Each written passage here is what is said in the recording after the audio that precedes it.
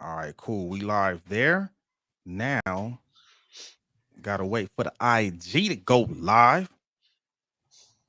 So right now we live on Facebook and YouTube, and we about to go live on IG. Yeah, I think this background is just not gonna work. I, I wait till the last minute. Sorry. It's all good, man. We all full-time workers doing this on the side. That's how it is when you doing this as a side hustle. But hey, we live on IG, Facebook, and YouTube. Welcome back, Yep, yep. Bobby. How you What's doing? up, man? You know what? I'm blessed. I'm blessed and highly favored. That's all I got. Hey, I Hey, like that. Corey, how you doing, sir? I'm too good to be bad, brother. Too good to be bad. And everybody else I'm out blessed there, as well. there you go. There you go. I'm also blessed. Had a good weekend. But everyone, hey, you tuned in to another episode of Technically Speaking, where we are giving you tech news. You can That you use. can use. Oh yeah, oh yeah. We got people popping in on Instagram. Judy, I see you. Unstoppable Season is back. Stephanie Hey, Sunshine Garcia, what's up? Representing San Antonio. I like it. Speaking of San Antonio, got to do a quick plug. I went to the Ice Cube concert this weekend. It Oh, was nice. on point. The hip hop legends. And then they had the big three. I didn't make the big three game, but I made it to the concert. We had Exhibit, Bone Thugs and Harmony. We had Ooh, Amanda hey, Perez, In Too Deep. We're going back to the hotel. And then we hey. had who else? Who my E40. Ooh, turn my music up. Turn my music up. Turn my music up. Turn my music up. Hey, it was a good concert, man. rub Good it in. concert. Why don't you? Some I of know, right? I some know of I us had told you I was military going. duty, man. Some of us had military duty Oh, to you serve had our drill, country, huh? man. Oh, I did. Oh, Conrad, my man Conrad also had drill. He's on the UP side. So shout out to all my guard and reserve folks out there. I know active duty, we tend to get a lot of the love, but you know what? Reserve and guard, y'all take care of us too. So I appreciate y'all. Mhm. Oh That's a yeah, 24 oh hour, that's a yeah. 24-hour weekend. We go from working 40 hours to two 12-hour days and back into another 40-hour work week. The Ooh, grind does not stop. it doesn't. Unstoppable Season. Yes, sir. Had to tap in for episode 14. We are episode 14, man. We're no longer preteen. We are a troublemaker teenager making Yeah, bad we decisions. about to start driving in a minute. Get them behind Ah, the seat. Oh, yeah, man. Speaking of bad decisions, okay. our Talk first to topic coming up is about Meta. me. They made a couple of bad decisions that forced them to pay out $1.4 billion. You know what? I feel like we Billion. keep having a conversation about billions, man. What I'm like, It's what am I coming. doing wrong? Because I don't have No, those no, no. billions, It's man. coming. The billions are coming. They coming? They're coming. I say it till I see Man. it. It's Hey, coming. what now? I say it That's till I pocket see it. change. I like it. I Yeah. like. Let's go ahead and jump into this real quick to see what's going on out here in Texas. What Meta? The Attorney General Mhm. is celebrating a big settlement against tech giant Meta. The state won a $1.4 billion settlement that will also prevent Facebook's parent company from collecting biometric data from Texans. The lawsuit surrounds Meta's tag suggestions. It's the feature that helps users to tag people whose faces were in photos that they would upload. Paxton argued that using this feature without a user's consent violated Texas privacy laws. The AG says this is the largest such settlement a single state has ever gotten. Ooh, we. Yeah. Nice. Um, it was bound to happen, because you ever put your camera up and you see all these boxes of faces when you're at a amusement Yeah, park. yeah. Mhm. I'm like, dude, I'm not doing this purposely, but I know when I take a picture and I upload it to so Apple users, when you put it inside your computer, you could type in the name of the people in that picture, right? Mm-hmm. Just so happened that somebody was to get a hold of your infrastructure without your permission, start putting up people's information in it. What is that noise? This little staticky to stop you. Yeah, hopefully it ain't me.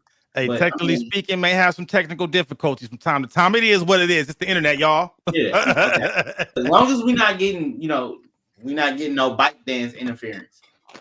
If you know what I mean. But You can't be saying it, that when I'm taking a sip out of the. it's bound to happen. But you know what I'm saying? I just think that, like, good job for Texas. You know what I'm saying? Yeah. Good job for Texas.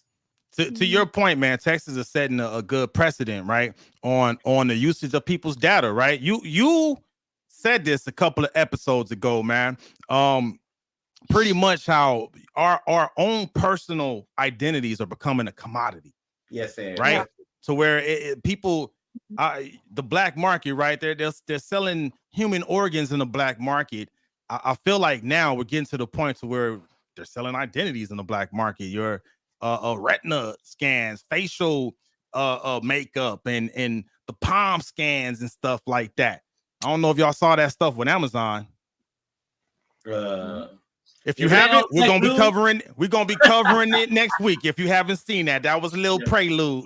Yeah, that's I mentioned that a little bit last week. There's a little bit too much technology is it's invading like your privacy, like they had said, is coming into where your privacy laws, just like you said, we could be hacked on our infrastructure, but then when you begin to use people's faces and their eyeballs to be able to get into things, that's a whole other level. I said that last week, is a whole other level of scary that you're going into. It is because no, I mean, the fear used to be leaked photos and leaked videos, right? That used to be the fear, but like your whole identity can be leaked with biometrics. Can I copyright my face? You probably have to. We might have to. And Corey had mentioned that in one of the early episodes, to where we got to look at what can you do to protect your own personal intellectual property. Because of the fact that they do it for movies and films. Anytime you go on a set, there's a sign stating that anytime you walk here and known that you're being filmed, right? We have to have some type of data infrastructure and laws got to be made for it too, to let people know that you just can't take a person picture and then put it out there and say, okay, this is my cousin, right? Yeah. You can't do that. You know what I'm saying? It's and I know I'm being very, very careful with the words I'm saying, because I don't want nobody to come in and attack us with saying that, hey, you guys are, you know what I'm saying, pushing too hard on these identity policies. But let's be honest, you know what I'm saying? Kids are affected too. Like, you know what I'm saying? We talked about it. We were talking about it a month and a half ago, and literally the next day in the mail, I promise to God, I remember that. I got that letter from the IRS telling me that my son's identity has been compromised. My son at the time was only 11. And like, and it's like, kids are off limits back in the day. Yeah. But now it's like anybody can get it. And it so is, man. There's no ethics, morals, decorum. No, it's all out the window now, man. And that was just, I'm assuming, social security number, right? His social security number. So like, up until now, the biggest threat was social security number, maybe birth date, phone number, maybe address. Okay, but now you combine that with, now they can get that your retina data, your facial data, your palm data, your elbow data. I don't know, like what can I do with an elbow? I don't know. Like your elbow data. We're gonna start throwing bows again. It's getting we got crazy, a comment man. for Creative Native. Somebody said, "What kind of chips is Bobby eating?" Okay. Creative Native.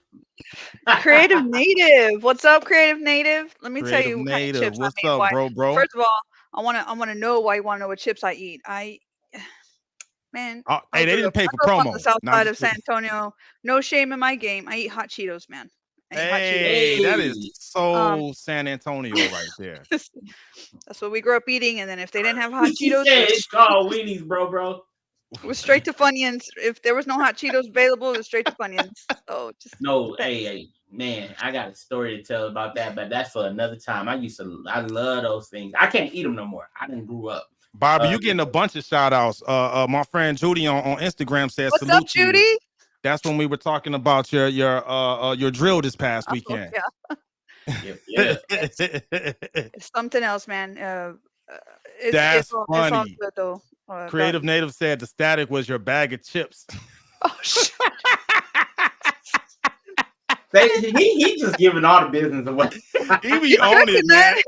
Come Ladies at and me, gentlemen. Creative Native. I want you to get a hold of me, man. Come and talk Creative to me. Native got to be on the episode soon. We need him on there. That I'm putting that out there. Hey, but you said something earlier, man. As far as creating laws and policies, right? So Jay Elderson, he's the attorney that filed the case against Meta. He had this quote that this is a warning to companies that want to trade in biometric information. Mm-hmm. It's a warning. Yeah. We gonna come get you. But we needed that, right? Because until you make an example out of someone, they're gonna try to get away with it. That's the name of the game, right? And I'm gonna push that envelope as much as the law allows me to. Mm-hmm. So and that's good that's happening. And just to put that out there, right? Even though they got hit, that didn't really put a dent in the profit Meta made. So far, they've profited $12.37 billion. That was in the first quarter, 27% increase from last year's first quarter. When is they paying out us our money? That's all I want to know. When is Meta? I'm waiting for that $750,000 settlement check that they're supposed to give out to only 188,000 people. So I mean, I should be getting $1 million.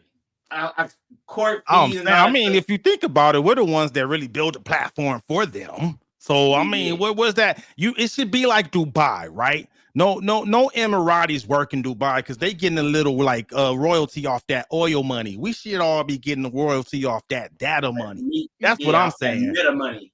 We're gonna call it meta money.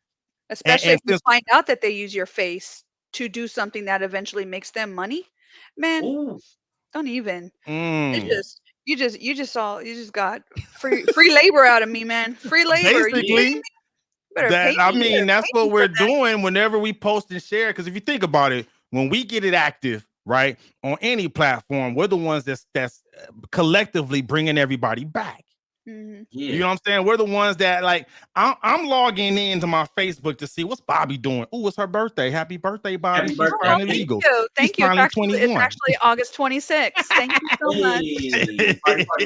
Party. I'm going on and I'm looking at Corey's and I'm like, who's hungry?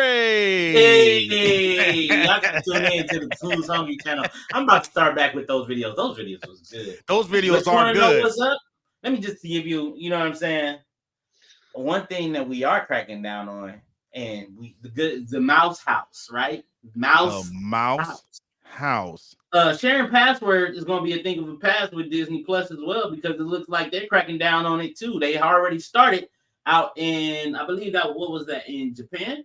In the UK. Where they started in the UK. Yep. Where they look. No more password sharing is coming to the US for Disney Plus. It's coming. And so here's the question.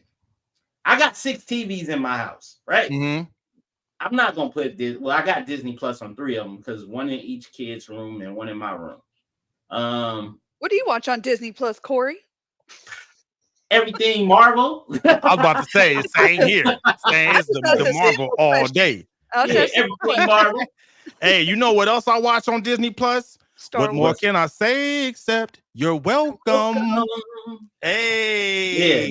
Yeah. No, you know what though, for real though, when we got Disney Plus, it wasn't even for my kids. When I found out that they were playing movies like from the 90s that I grew up on, I didn't even know Disney owned the rights to some of those. I was like, wait, are you serious? And so when we do movie night in our house, our kids are like, what movie are gonna watch today? It's not gonna be something new that's in the theater. They actually like genuinely like the movies that we grew up on. So 2 weeks ago we had. I noticed that with today's youth, they like our stuff.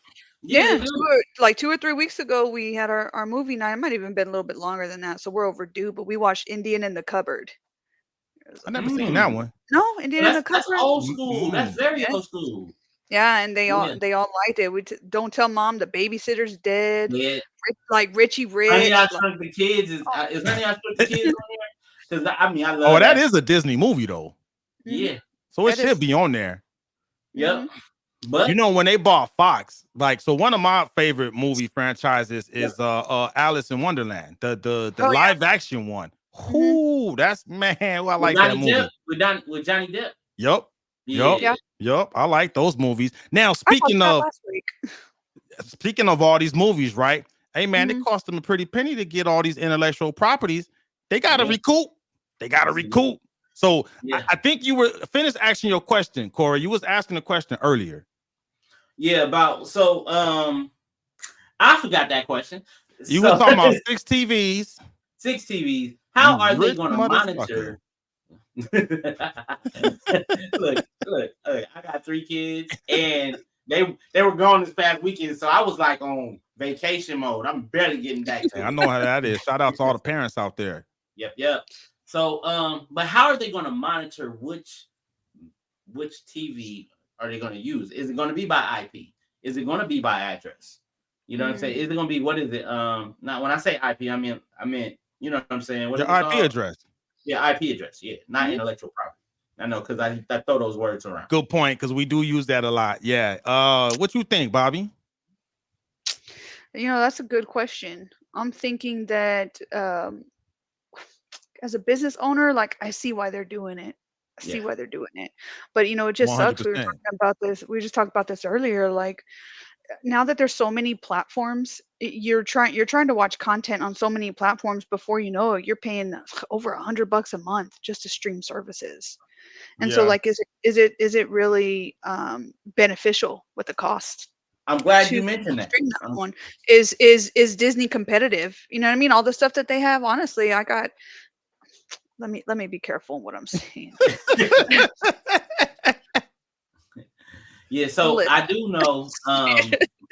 There's a Well, couple of other things that you can do. Like, do you like how I relevant see what you are okay. you Yeah, watch your words, to the Bobby. public? Watch Yeah, this yeah. lie. This is when out there, it's out there.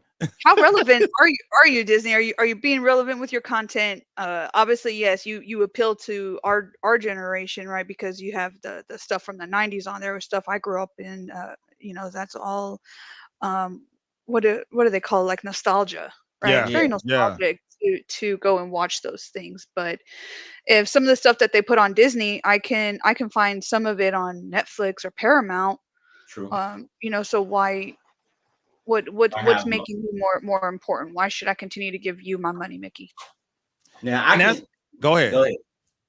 All Well, right, I'll go I ahead. think it just comes down to the content, right? Disney is Disney. Let's not sleep on Sleeping Beauty. No pun intended. Don't forget about Bambi. You know what I mean, dude? Like straight up, it's been so long since I watched Bambi. I watched it with my daughter. I watched Snow White, all of those movies, and like I forgot how good those movies were. If you think about it, some of the movies were made 100 years ago, and they're still good. So Very good. if I'm Disney, I'm not giving Paramount a license to use that. If you want to watch the old school classic Snow White, you got to come to me. Come to Death Row. And I know come to Death Row. And I know even in creative writing classes that I've taken, they use Cinderella as the staple of screenwriting, because they call it the Cinderella story, where you know you write creative, the arc, the climax, and then the downfall. All that stuff, the best screenwriting techniques came out of the Cinderella story. So they probably use that in certain schools for creative writing. I know they did in El Camino College that I attended. Hey, El Camino College, Camino, shout out. right? You know, give Disney their props where their props are due. I will say this: I thoroughly enjoy their music, right? The way that they Yeah. compose music for the movies and stuff, especially the classic movies. Um, everything was just so unique to it, and it's not often that they put out movies anymore that truly have unique music to them.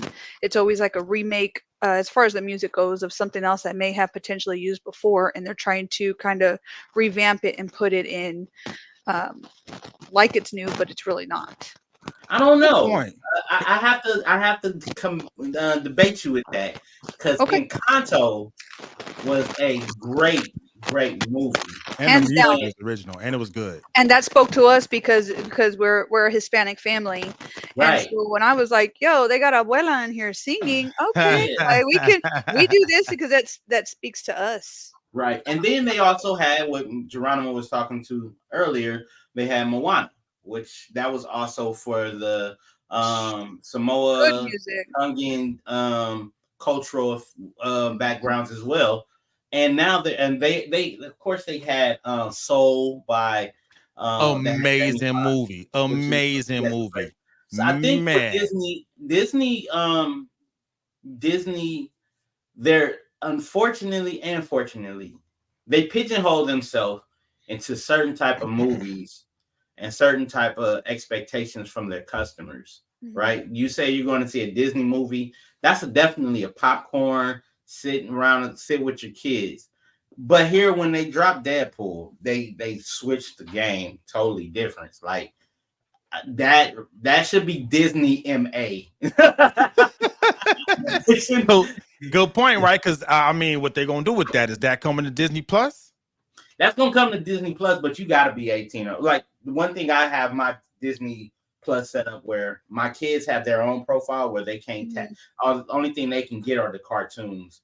They only get anything they watch is Y7 and under. Yeah, right. yeah. So Corey, let's talk for a second, because after you and I talked last Tuesday, the theater not really near us, but the one that was by our old house, they had $5 Tuesday movies. We actually went and saw Deadpool. So we How'd talked you to like it? Deadpool and Wolverine. Oh, So it was good. I don't often watch movies that have a lot of cussing. Don't worry, don't come at me. I just don't. I think there's other words in the English language. It was beyond. There was a whole lot of cussing in it. Okay, but the movie itself, like the storyline and everything, it was funny. There were some parts where we were just straight cracking at it. But I could tell by some of the people that were in the movie theater, I think they thought because it was released by Disney, it was appropriate for kids. whoa. And I overheard a lady talking when we got the movie. She was like, "Oh, it was a grandma too. She had taken her grandsons there, and immediately this kid's had to be like 10, 11 years old. Oh. Very impressionable Oh. age. You know what I mean? Yeah. A very impressionable Yeah. age." And I was like, I don't know how she's gonna recover from that, because those kids are gonna go home and be like, "Grandma took us to go see Deadpool." Yeah. Like, We she gonna have what? a lot of Yeah. questions. Yeah. Deadpool. Creative Native said it's been fun. Y'all have a great stream. Time to teach the next generation of kids what football is all about. All right, Creative Native. get them Thanks for tuning in, brother. Oh yeah. Yeah.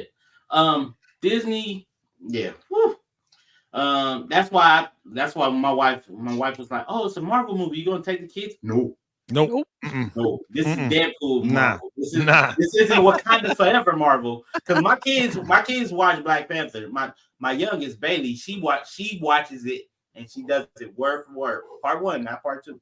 But they was like, "Can I go?" No, you cannot go see Deadpool and Wolverine. And I agree, Bobby. It was a little bit too much potty mouth for me, because of the fact that I wanted to see a lot more story. Not everything had to have an F-bomb. It did. Yes, thank you. And there was a lot of suggestive content. I was like, bro, you doing too much with this. Like, let's get to the story. So that's why I gave it a 9 out of 10. But I gave it an 8 out of 10. I remember that. Mhm. Yeah. It was something that we as comic book fans been waiting to see. Yes. We saw the Wolverine with the mask on in live in color. And Yes. Deadpool That and was Wolverine. cool. When he put it on, I was like, "Where was that this whole time?" Right? Yeah. They were waiting. man. They did it on purpose. Yeah. They waited. When they jumped out that bus, I was like, yes. Yeah. I was gonna pull my phone out and take a picture, but then somebody Oh my probably thought gosh. I was like I was laughing when all those Deadpools came out from the different like universes and stuff. And I was like, Yeah. "What is this?" That Yeah. was amazing. That was dope. Yeah. That's funny. So back to your question, Bobby, Yeah. is Disney competitive? One, I think they are, because you made a good point with the classic music and their classic movies, right? Nostalgia, that will never go away. There will always be a fresh cohort of children that are going to be introduced to Disney. Now check this out. My daughter she's 2.5 now, right? Going on 3. She already recognizes that intro for any Disney movie that comes on. That dun. She knows it already. And because one time I tried to change it real quick, and she was like, like she already has that brand recognition. They are geniuses, right? Yeah. So as long as it's gonna be kids, I think they're gonna be relevant. That alone. But to your conversation that you two were just having, now they've kind of went more into the mature audience with the Deadpools because it was successful. And if I'm them, I'm thinking strategically, they're betting on once they release that on Disney Plus, that maybe that'll bring some more subscribers and definitely keep the ones they have.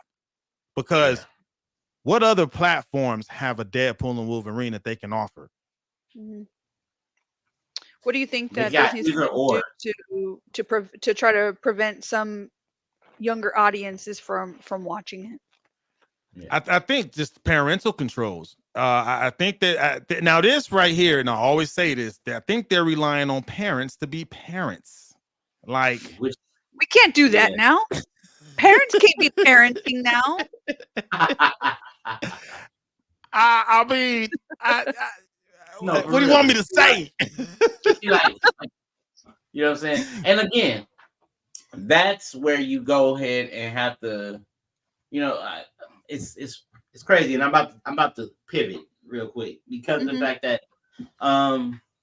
if I walked in and saw my kids doing something, watching something they had no business doing, boom, I'd pull the plug, and by pulling the plug, I'd have been like lights out, just like Microsoft did.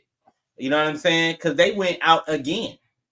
But this time it was only for 10 hours. I see what you did there. What's up with Microsoft? What's going on, Microsoft?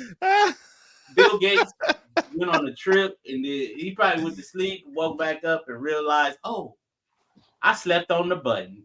Talk to him, Gmo. Let me go ahead and I'm gonna let the song cry. I'm gonna let the video talk. Let's see what's going on over here in this video right here.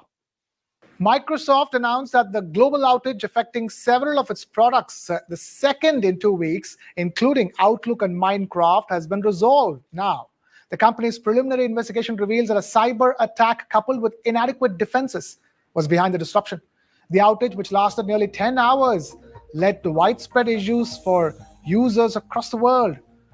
Microsoft has apologized for the inconvenience that has been caused. This incident follows another significant global outage less than 2 weeks ago, which rendered around 8.5 million computers using Microsoft systems inaccessible. That outage. So yeah, man, they got hit. We've said this before. Anybody can get it. And Microsoft got it. Got it. Nah, they got hit, man. And the thing with that, right? Microsoft, it is the most used platform in business, right? So if they get hit, businesses get hit, right? To the point of the video, and some of the details I got, and this is from Tech Radars, they got hit with a distributed denial of service attack. And the timing of it is just bad because it happened right after the whole Crowdstrike outage. Ooh, yeah, they got hurt. They got hurt. But it affected products like Search Alerts, Azure Policy, Azure Portal, Azure App Services. That's gonna impact like any developer organizations that are using the Azure App Services, Microsoft 365. I mean, who doesn't use Microsoft 365? I don't. I actually use Google Suite now because it's free.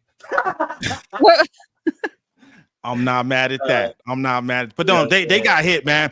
Good thing is, that outage did not last that long. They were able to it wasn't that bad. Like they contained it in an hour, right? And in the world we live in, like we said, anybody can get touched, right? So no one is impenetrable. So the good thing is they contained it fast, right? They were able to contain it within an hour, an hour and a half actually. So that minimizes downtime for their customers who have customers, right?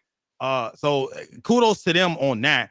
In the report, it did say that they're actually within the next few days, they should be putting out a report. They owe that to the consumers. But this brings up the importance of having an incident response plan.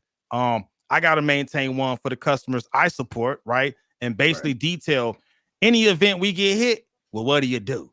How do you contain it? Who do you contact, right? They're a private sector organization. So 9 times out of 10, they had to get the FBI involved because that's the organization that investigates private sector attacks like that, right? If it's in DOD, each branch has their own organization that's like their equivalent of FBI, right? When I was on active duty, whenever we found attacks, we had to get the Office of Special Investigations with the Air Force, right? So they're going through it. The FBI, they're gonna have the resources to do like the digital forensics and all that good stuff, right?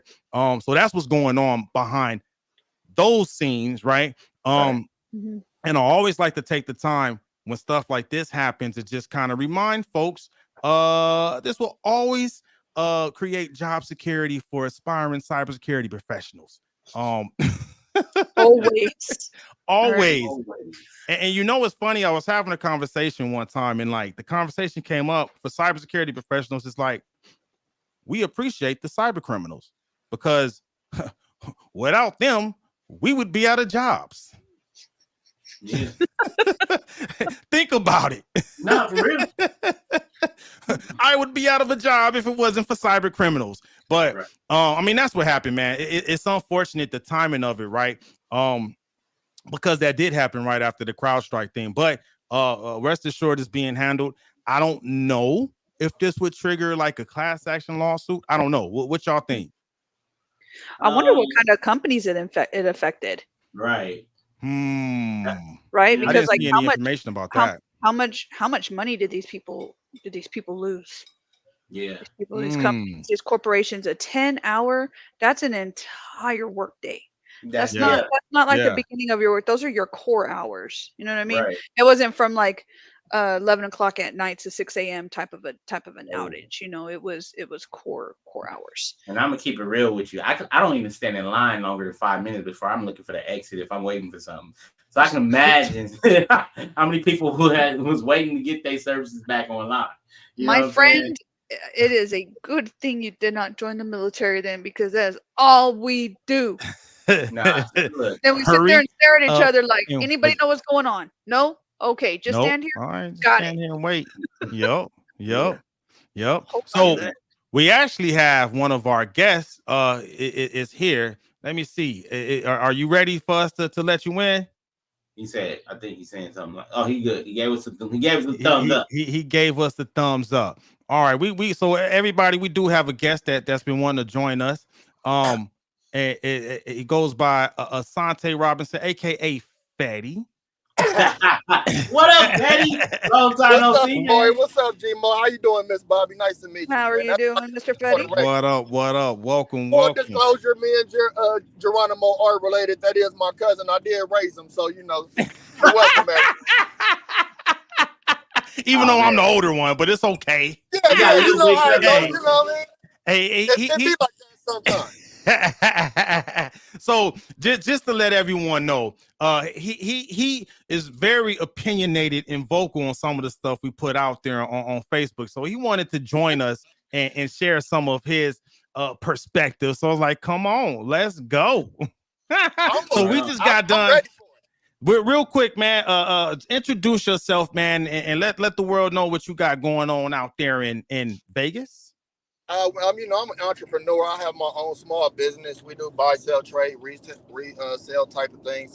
I've been doing it for off and on about 8 years now. It's my second shop. The first shop I had was in Miami, and we lost that one during the pandemic. So, I feel like there's a lot of things that are going on and being discussed that aren't really being discussed from a full perspective, and honestly, an honest perspective. So, in the political field, I should say. So, I just wanted to come and give some counterpoint that I don't think that enough people were talking about, and see where we can go with the discussion from there. Respect. So we are in the tech portion of the stream. Go ahead. Yeah, this y'all field. No, so I don't know if you heard what we was just talking about with Microsoft, man. You got any thoughts on that? I mean, as far as only thing I'm really familiar with as being Microsoft relevant right now is Xbox, and that's a dying platform. So I don't really keep track with too much going on with Microsoft, except the behind the scenes that they got going on. But Microsoft, So what you Microsoft, saying is the Xbox, they can't fake their success. I mean, well, they're dying. They aren't producing any more consoles, and they're about to shut down their stores. So, that's not Really? a good. Yeah. I did not know that. Huh? Look, I Are didn't, and that's good to know because I saw Xbox merging with Amazon. Things are changing. Speaking of Amazon, we actually got a story related to them too on their platform, but that's a little later. But so basically, what I'm hearing is they dying on the vine, the Xbox portion of Microsoft, and they can't fake the success to coming back. And speaking of no face, there's actually a new act being introduced by lawmakers that's called the No Fakes Act. Yeah. So according to the independent U.S. lawmakers,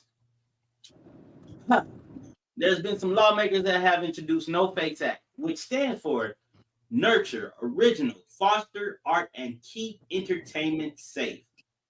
In other words, no new age bootlegging, because that's what's going on right now. Yeah. It's new age bootlegging. You know what I'm saying? And it comes into response to advanced generative, which is artificial intelligence, tools that are able to create realistic deepfakes from a single photo or voice recording. If passed into law, the No Fakes Act would hold individuals or companies liable for producing non-consensual digital replicas, while platforms like Instagram and X would also be liable for hosting unauthorized deepfakes. The bill would. Let's just stop right there. We already know what we're talking about. We're talking about digital bootlegging, aka digital bootlegging. I mean, I don't see anything wrong with them trying to stop it. It's very dangerous, and especially if we are talking about exclusively in an entertainment atmosphere. Like I saw a political ad that was, had an AI voice of a candidate just talking about themselves negatively with no type of disclaimer underneath. So the AI and the things that they're capable of doing and what they're capable of manipulating with, it is a slippery slope. There needs to be some kind of checks and balances in place for it, definitely. 100%. 100%. Yeah. And that's it. Go ahead. And then from an artist's perspective, of course, you want to protect the artist's rights with their intellectual property, their name, image, and likeness. You can't just have it seems like it's a Wild West era right now when we have this new technology that a lot of people are exploring the limits with, and that's when it gets dangerous. If you have people that their main goal is to see how far they can take a new realm of technology, but they don't have the moral scruples in order to keep themselves in check and act with dignity at the same time while still being creative. So definitely something needs to be done, and as far as some sort of governance as far as to what the content that's coming out is being created, especially artificial content or digitally created content using artificial intelligence. 100%. 100%. I want to share this too. Corey, you were gonna say this, but that bill, if it passes, will prevent a person's likeliness from being digitally replicated without their consent during their lifetime and for 70 years after death. Right? So like copyright. Like a copyright. So we kind of asked that question earlier, right? Like, what protections do we have to protect our own personal copyright? There it is right there. There it is right there. They're pushing these acts and bills to protect, ourselves and our own personal images. And we need that to Asante's point. Yeah, we need that. And we also need to, they're going to have to be fine-tooth combs under that too, because after 70 years, nobody want to see their great-grandpa or somebody who made an impactful in their family on the screen being manipulated by a generative AI. Because just think about it. What if we're the ones, and we possibly can be the ones that set our generations that come after us in a different financial field, right? And then they have a big picture of, 40 years later, 100 years later, where I'm going on to glory. They got a picture of me in their house saying, that's my papa who became really, really famous in this world and became a billionaire in entrepreneurship. And now they see his image and likeness on TV acting a plumb fool Yeah. It's been Yeah. 70 years past. There got to be some type of you know what I'm saying, ways where you can incorporate that into a family trust or something where it still can be able to go on past the years that you've been Good alive. point. Good point. And you know what too? I want to share this quote from Senator Coons. He's the senator that introduced the bill. His quote was, "Everyone deserves the right to own and protect their voice and likeness, no matter if you're Taylor Swift or anyone else." So to your point, you may not been famous in say like Hollywood or anything like that, but I think you just brought up a real good point, Corey, that everyone should probably have this in their living will or trust or something like that, because you never know, right? Someone Well, I mean, say what? The NFL just announced that all 32 stadiums have like this face tracking technology that they can zoom in and identify anybody. Who's to say that we're not going to be in Madden 26? You know what I'm saying? As the Good audience or the crowd, if you go to an NFL game, and then how do you deal with that?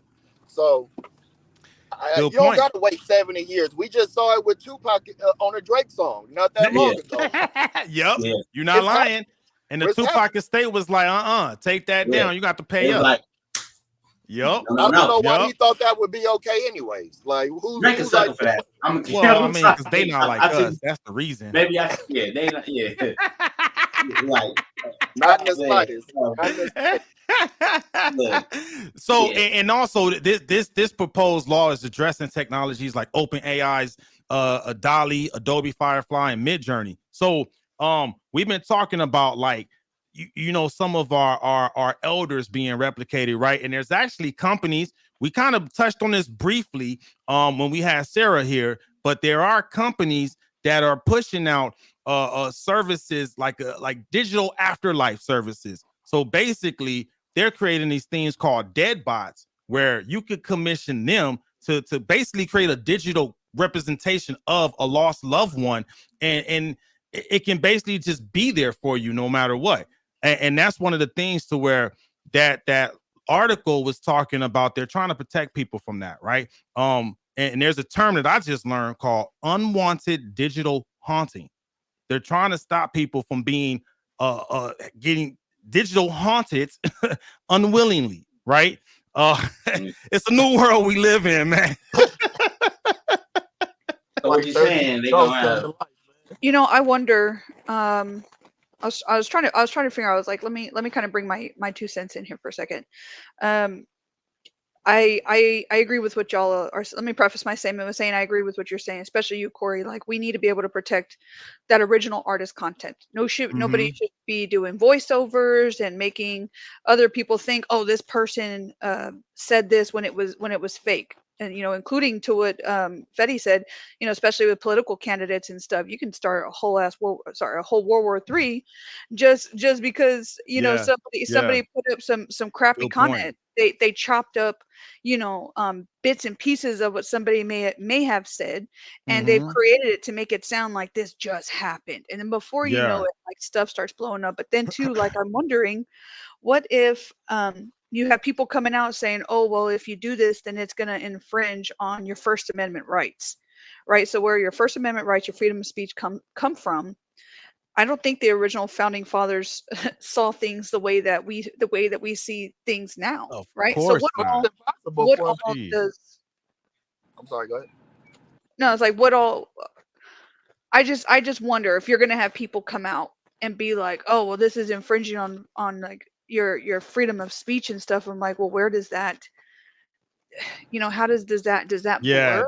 Like Fetty said, that is a very slippery slope. It is. No, hands down, super slippery slope. That could open up a huge Pandora's box. Common sense for me would say that, you know, the freedom of speech would default to the original person. You know what I'm saying? Like, absolutely. My freedom of speech I can't use your words and say and claim that it's freedom of speech while violating yours or misrepresenting words or something that you said. So that's a different conversation to have. And I don't, you know what I'm saying? Like, some people might try I'm not saying I agree with that because I don't, just like you said, that freedom of speech is for that original.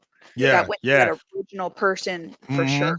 We're definitely in new territory. We're in new territory. And that's one of the reasons why we started this show, was to try to help each other figure this out. Because we gotta, kind of guide the youth. You know what I mean? Like, if we're not passing on this knowledge and info and these perspectives to them, man, things, what you said, something could happen with them that could spark the next world war out of something that wasn't even real. I didn't even think about that. That's crazy. I thought about And it spreads like wildfire on It social does. media, not just in the United States, but like it hits global very quickly. it. Very Because quickly. we No, talked for about real. that at one point in time on the show. We talked about what if somebody uses somebody else's voice for for harm than good. And think about it like this: if somebody said, "Yeah, I killed the whole school. I blew them up," right? And it's not your voice. Yeah. That item ain't nobody going to go, is this real? No, we just gonna arrest him and find the fuck out. And you feel what I'm saying? The problem is somebody is taken away from their family off of what somebody else did. You know what I'm saying? Which they just use digital malice. That could be the catalyst. Digital That's malice. like a whole nother Ooh. set of laws.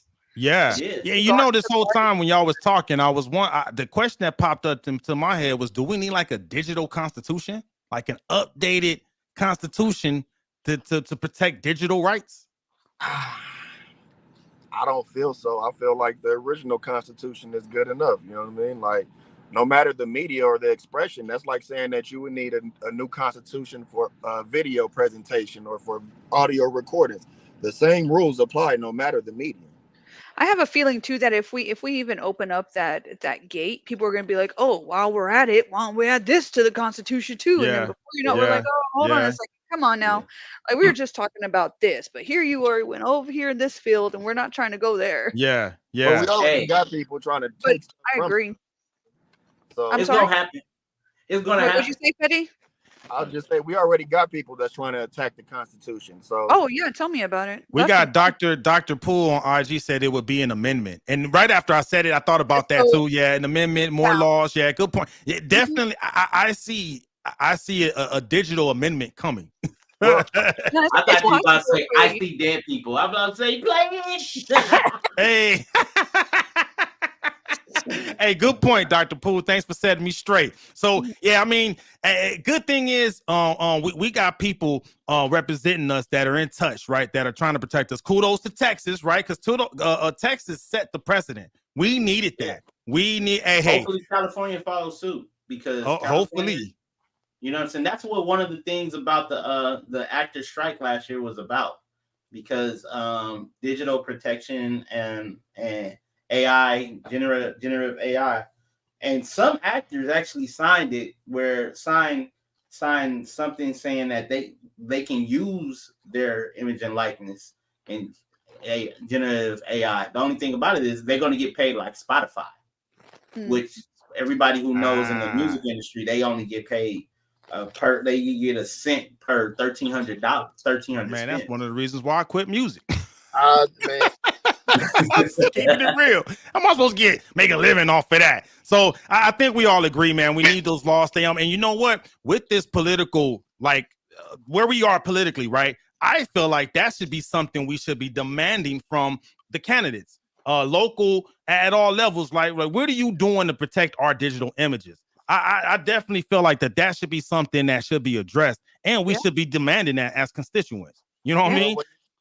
When you have one party that's basing their whole campaign off of putting out misinformation, you're gonna have some blowback against that. You know what I mean? Like, when you have a party that wants to control the narrative and not base anything on truth, of course, I feel like they would be against any type of restrictions on them putting out whatever message that they want to receive or they want to put out. And if that's the case, I mean, politics is quid pro quo, man. What's in it? You want my vote? What you gonna do for me? And I feel like collectively we need to be like, I demand you protect my digital image. That got to be one of the things you offer me if you want my vote. Hey, listen, I've said that before. When it comes down to it, it is not. It's two things. It is not black versus white. It is wrong versus right, and it is us versus them. Because there's a whole group of people who are putting out laws that they themselves don't have to follow. That is not leadership. You will Nope. never catch me telling a soldier to go do something that I myself did not already do first. I'll take That it. is not leadership. And I True. Nah, I for one 100%. ain't gonna follow blindly to that type of BS because that's exactly what it is, y'all. It is all of us versus them. I'll take To That's it your point, that it's democracy versus dictatorship at this point. ooh. Mhm.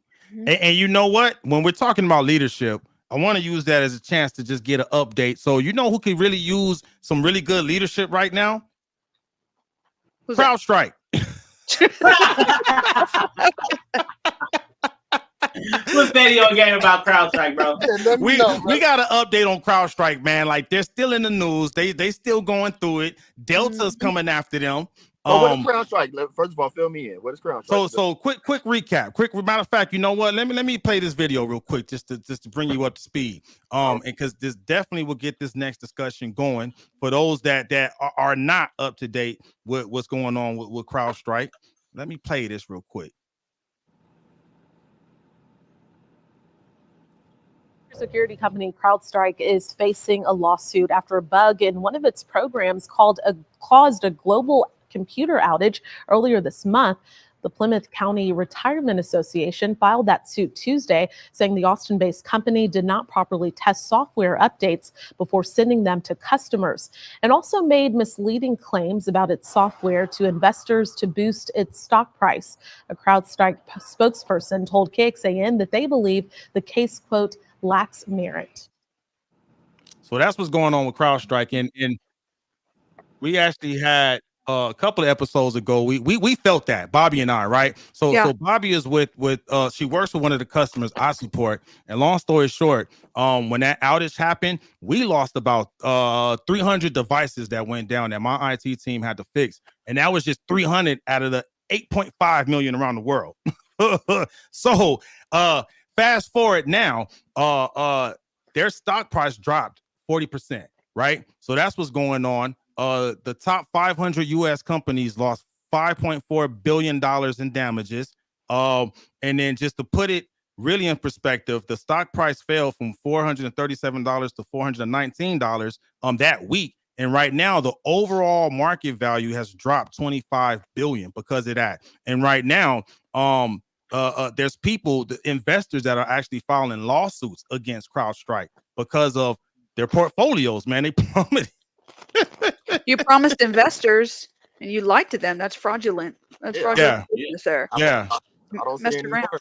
It sounds about right. Like, you know, when you it seems like it was a problem caused by negligence after anything, or you know, you're rushing the process in order to increase the profit margin. So yeah, you definitely need to be held liable in some sense.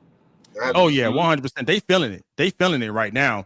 I'm waiting for that whistleblower to come out and be like, I know who did it all, and they better give me my money and keep my mouth shut because I know who did what. Well, anytime a company releases an update and then there's a bug in it, there's always going to be frustration from the consumer end because it's like you guys don't take the time to really do the quality checks that you need to before you release the product. That's not a technical issue. That's just a lack of caring when it comes down to it. Yeah.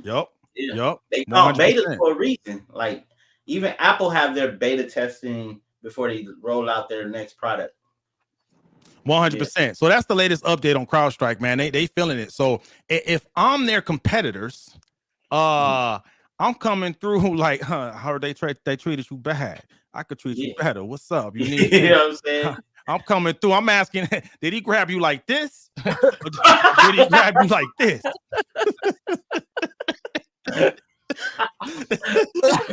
Look, you know what I'm saying? Well, G-Mo, let me know. Is it time for us to go off script, bro? Hey, man, let's go off script.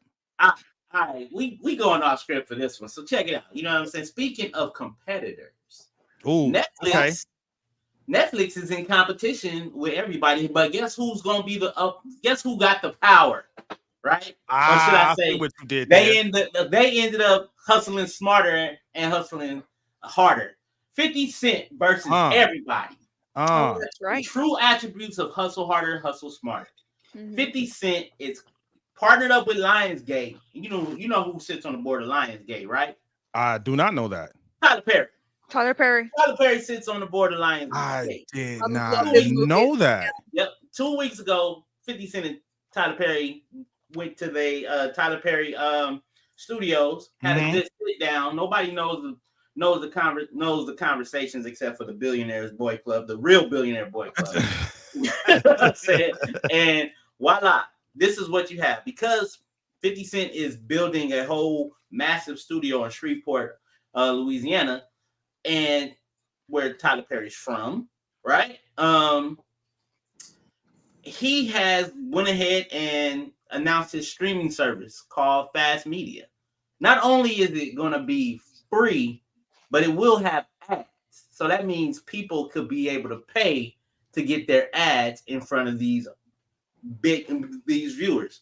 Yep. He is bringing the Power universe to there. He's bringing Sylvester Stallone's whole catalog because he has a partnership with Sylvester Stallone over there and a few others. Now, here's the thing. I think that's a genius idea. Why? Because of the fact that it gives the little people like us, little for now, we can go and say, hey, 50, can we pay $500 to get a 30-second ad for technically speaking between the season finale of Power, season 7, or whatever the case. Yeah, yeah. And we know the eyeballs are going to see it. They're going to want us to hurry up and get off of the media to get back to Power, but we're going to get them eyeballs.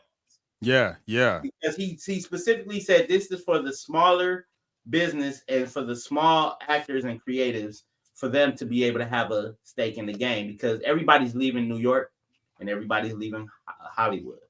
I'm just sitting here thinking about the small independent filmmakers that, have another option and, especially within our community to get their product out there outside of TV now. In my mind, what I'm thinking is like a midpoint between Netflix and Tubi, where you have a monster like 50 behind it and Tyler Perry behind it, but you're getting access to the smaller independent studios. And I don't see. And you said it's free, so there's no free. Fee? Yeah, supported by ads. I'm signed up. Yeah. I'm with it. For real. I mean, and 50, he is the king of the pivot, right? Yeah, like you said, genius choice because he knows his demographic is gonna follow whatever he does. I'm downloading it as soon as it comes out. I'm on that. I'm gonna do a review. Watch all the BMF now. There you go. And then why do I need stars? The only reason why I have stars was because of the Power universe, because of BMF. I don't need stars after that. Yeah. I do not. I don't even watch BMF no more. It was just Power. Like seasons this. There you go. I've been cut the cord on a bunch of that stuff, man. Like, it's ridiculous. The one thing I would say we were talking about that earlier too. About the we were. The one thing I would say that I need the Fast Network 50 get P Valley back. I need you to get P Valley. Put that on the Fast. But I'm saying though, because like the one thing that's keeping me tethered to stars is P Valley, man. Like down in the Delta. I like that too, man. Hey, they need to bring P Valley to that network. Stars is gone. Stars is gone. That's real. Definitely. But honestly, while we're at it, you just think about the relationships that 50 Cent has in the space of entertainment. Dr. Dre catalog, right? Eminem. You got great relationships with Eminem. And Snoop Dogg as well. And Snoop Dogg has the majority stake of Death Row content. You know what I'm saying? He's the owner. So we can go ahead and get the Above the Rim, you know what I'm saying? Yeah, Murder Was the Case. I was just thinking Murder Was the Case, baby. I need that. You know what I'm saying? So we get the old content from the things that we loved when we were growing up back out there. You know what I'm saying? And then plus some new ones because I am a screenwriter, film, TV producer, so I can be able to like, hey, yo, Fit, check this out. I'm done. You know, it's green light. That's what You know what I'm saying? Hey, Louisiana's just right next door to us, Bobby. We can just take a trip real quick. Hey, we could pitch, technically That's what- speaking. Let's go. Out There to we go. Shreveport. that's what I was saying. As far as like being a Tubi connect, pretty much. You know how far as you have a different outlet to put your art or your media out, and you got. And I'm just thinking about all the stuff that 50's been involved in. You got video games. You know what I'm saying? Yeah. Like Good you have point. your whole Good point. music career and catalog. You can bring in those relationships. Hey, we can Yup. have concerts over here. We can do. We Yep. have a whole segment of the 2000s that you basically can corner the digital market with. Yeah. Yeah. Bring Yep. for the zero millennials we fees. own. It's gonna be a millennial party, boy. Yeah. I All like, in the- I like seeing all back people with money investing into other people to bring new content out, because if they Mhm. didn't have stuff like that, the rest of us would just be sitting in the dark knowing that we got cool content and we can't do nothing about it because we're not in the big leagues. Exactly. point. You know what I'm saying? Good 'Cause point. don't get me wrong, YouTube is out there, right? But YouTube have too many algorithms that for you to be able to try to maneuver to get Make that your show connection, out yeah. there. And then Tubi is a great platform too. And there's some people I found out are making money on Tubi. Like you can actually make a whole $1 million on Tubi with a film that you make. no. You know what I'm As Detroit has a whole little subculture just dedicated to making Tubi movies. Yeah, I saw that. I saw that on YouTube the other day. I forgot the gentleman's name, James something, but yeah, he. But What kind of movies can you put up there? Because last time I saw Tubi, it was just like regular stuff you can get on Netflix. like You got that too. low Yeah. You budget. got some bad. You got some bad acting You got videos. some. It's low budget. Low budget. Like hood. It's like Yeah. like some people in the hood get creative and recreate their favorite movie and then they get repackage it as an original movie and then put it on Tubi. That's Yeah. Oh my Yeah. gosh. But the crazy part about they get paid. They get They paid. get paid. It's so Real bad, quick for it's- you, it's Bobby. good. Creative I did Native on not know. IG. He popped back up. Creative Native on IG said, Bobby, if you would have sent him that dub he asked you to borrow, he could have invested in the Fast Network. That's a lie, man. That 20 ain't gonna get you nowhere. Nowhere. It won't even get you a couple of gas or a bag of hot Cheetos. She brought it back. The hot Cheetos. Nah, definitely a good man for it's a good move for the up and comers, man. And I think he's tapping into when he was underground, right? Because someone had to give him a shot. And he's been putting a lot of people on, man. Think about all the people he's been putting on since his career, right? Well, that's another thing. It gives the small filmmakers a chance to work with some in a real studio. So you know, I mean, imagine like you sign a distribution deal with 50 Cent and Tyler Perry now. Now automatically your game is stepped up to that next level. You're getting better, you're getting better actors, you're getting better overall presentation. So but you also better step your hustle up too, because look, one thing if you ever like when I say hustle harder, hustle smarter, I read that man's book. And one thing I learned, that man does 18-hour days on 4 hours of sleep. Yeah. The other 2 hours he working out. I was like, damn. Yeah. Yeah. And you better hustle, because if you don't hustle, he gonna write about you. Yep. And he gonna turn from 50 to 50. At the end of the day, there's a lot of people that say that 50 did them shady too in their business dealing. So you know what I'm saying? Like, you got to be on your business. Obviously. You got to be on it, man. You got to be on it. It's not his responsibility. There's always two sides to the story. Yeah, it's always two sides. It's not his responsibility to make sure your business is good. He's coming in like, this is what I got. You got to be the one that's coming in with your shit together. I mean, don't use his name to try and get rich. Put in the work. What was that, Bobby? Say that again. Don't use his name to try to get yourself rich. You got to put in the work. Yeah, there you go. Sign something with him and be like, "Hey, man, I didn't make as much money as you. You didn't put in the work. Get rich what did you expect?" Rich and stop lying. I mean, it's cold when he just like if he saw somebody wearing shoes that wasn't the G Unit shoes, like you don't get no G Unit sneaker check no more. Like man, like he don't mess around. Yeah, that's a little extreme to me. I feel you if like, okay, we doing a tour and you don't want to show up. That's something different. But we got an endorsement deal and now you making it something that wasn't in the contract. The contract didn't say, oh, I can't never wear nothing but another G Unit shoe.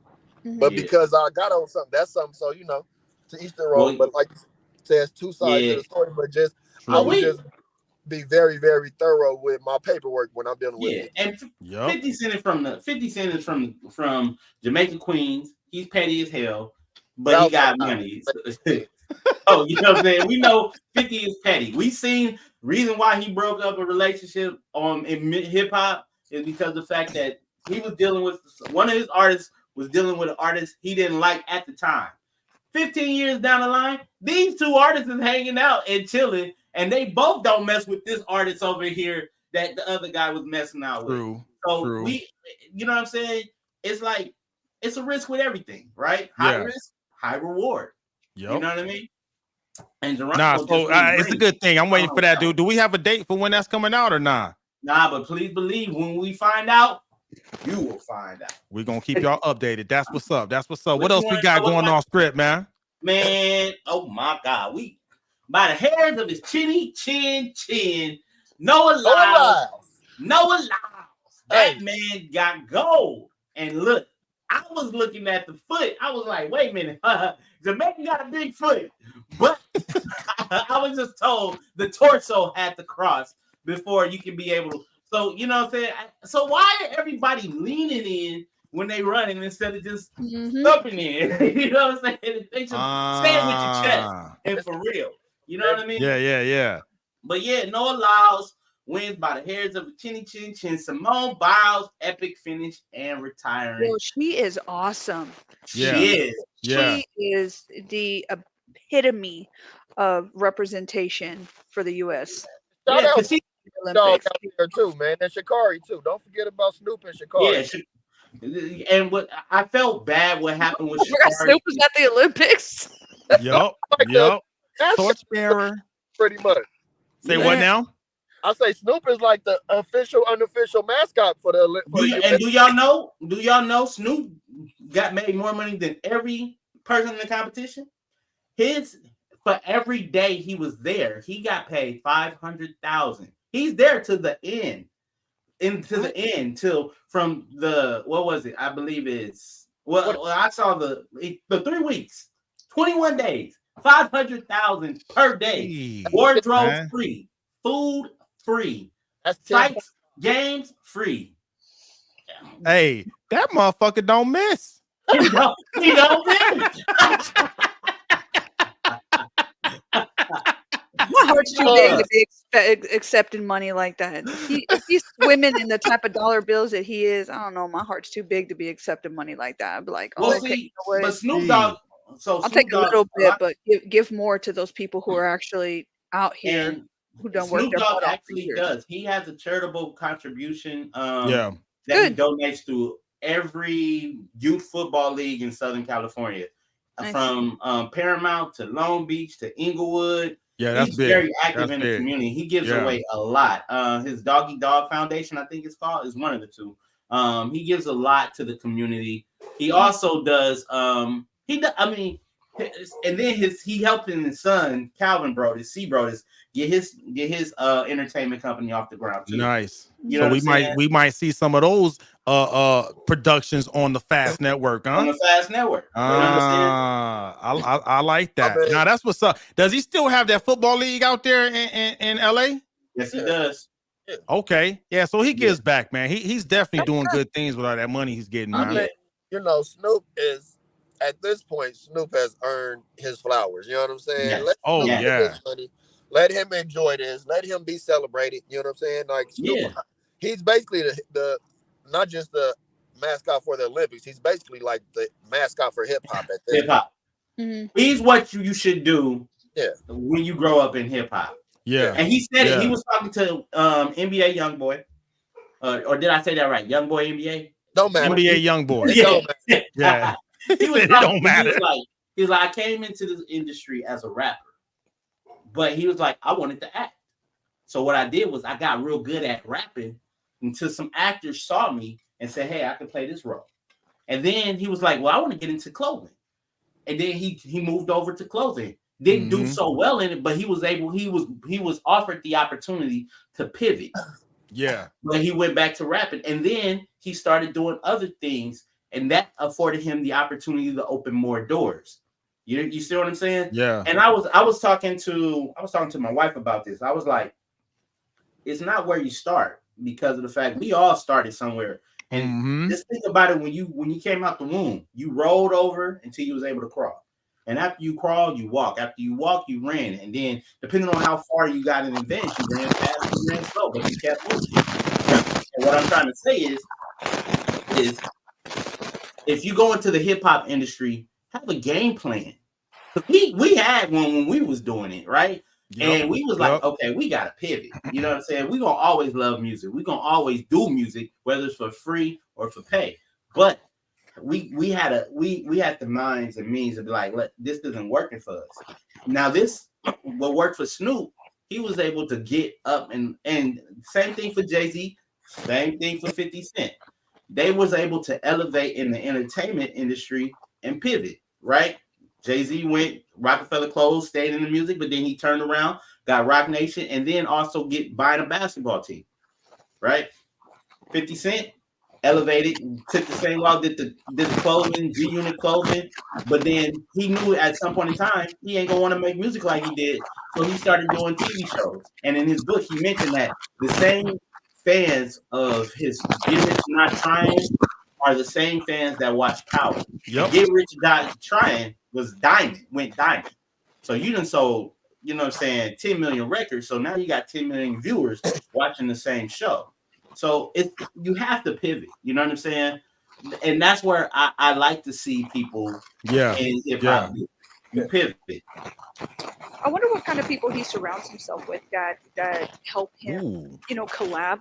And like who are the hidden figures that we don't know about that support him, that stand behind him, that lift him up, even the people that pray for him, because that man's been through like hell and back. I know his story. Yeah. I know about how much he was shot. That man should be dead, but he's not. And he came back, and he's still hustling, and he's still doing. I mean, 50 just always had that New York hustler spirit in him. I don't even think that so much of the people that he keeps around him. He's never really been, he doesn't smoke. He said that publicly. Rapping like he's always been about he's always been a master marketer.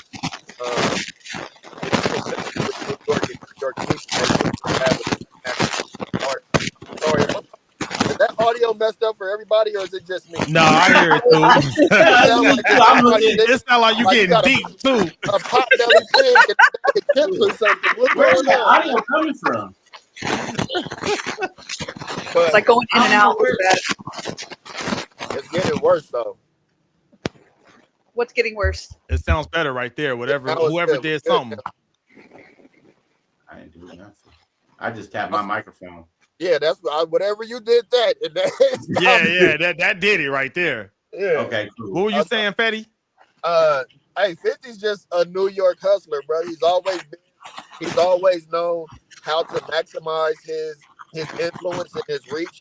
Like the first time I ever remember hearing about 50 was from the How to Rob record way back in the day when he went through the entire industry and got and put himself in those same conversations with those people through his music, even though he was a nobody at that time. So if you got to give 50 a lot of credit on his own merits, regardless of what genre of business or media he's been in, he found a way to make a way. Yeah. And you know what? He said something once before, man, a long time ago, just to show that New York hustle you're talking about, right? Because he was like, I never went to college. I don't have any degrees, but I hire people that got degrees. That's that mindset. To your point, man. So yeah, man. Hey, Team USA, for real. Salute. Team USA, man. Hey. Oh yeah. We got one more off-script topic. What you got for us? All right. Well, so young Americans lean toward President Biden, but are not committed and are open to alternatives. Now, this segment was based off of before Biden dropped out. And me personally, wait a minute, what? The other part of technically speaking, they get on. I mean, so we're pretty much going back on. We have Kamala has gotten the Democratic nomination. So she will be the one. Official tissue now, right? Yeah. I don't know. I'm sorry, y'all. I don't think that's it. Let me see. I hear some static.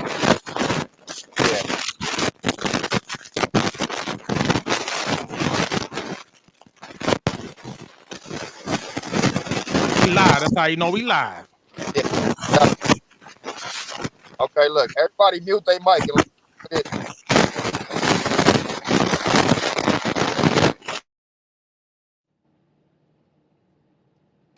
It's good now. Who that? Yeah, I think. come back one at a time. One more. Let's go. One more. Nope.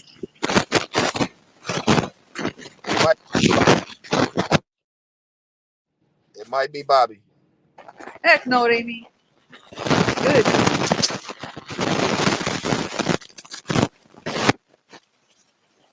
It might be the headset. We can't hear you.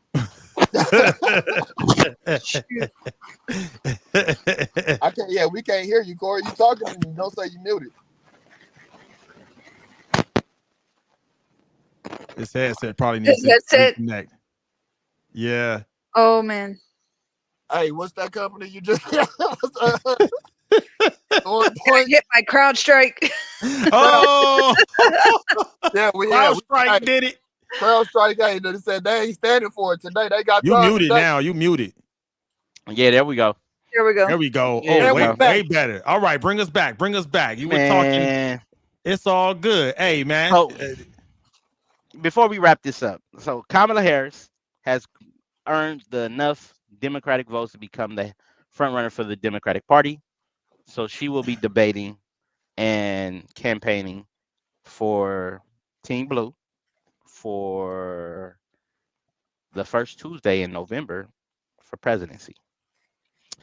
I'm gonna let y'all go ahead and do this because everything I had on this Google Docs, damn it, Google Docs is not working. So let's go ahead and let's go into it. There we go. Kamala Harris went. She won enough, but she's appealing to more young voters that are in between. What are some people? What are you? You know what, Fetty? We got that Fetty. It's the whole reason why we brought him on the show. Let's go. Yeah. Go ahead, Fetty. Kick it off. I know you had a pointed question you was about to ask, or just in general. What are your views on this? What are your views on Kamala Harris becoming the Democratic front runner and the running for president and appealing to the young voters, right? Yeah. Come on, Crowdstrike. What you think about that, Eddie? Now that's what we were just talking about, election interference and stuff. Hey.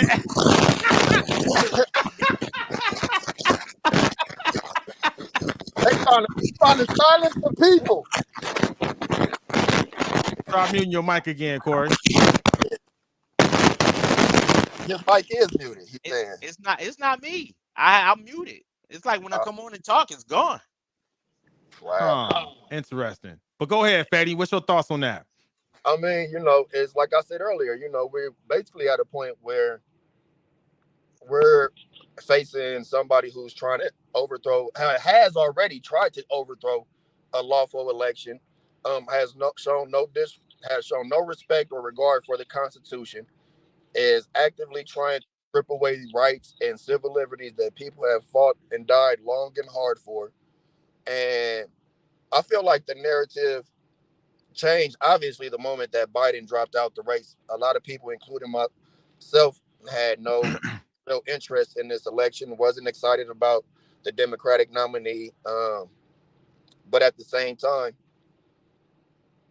once Harris took the position, the attacks that started to come out as a Black man led me to doing my research about this woman, a woman that reminds me of my mother or one of her best friends. So in the course of that research, there really isn't an option in my opinion.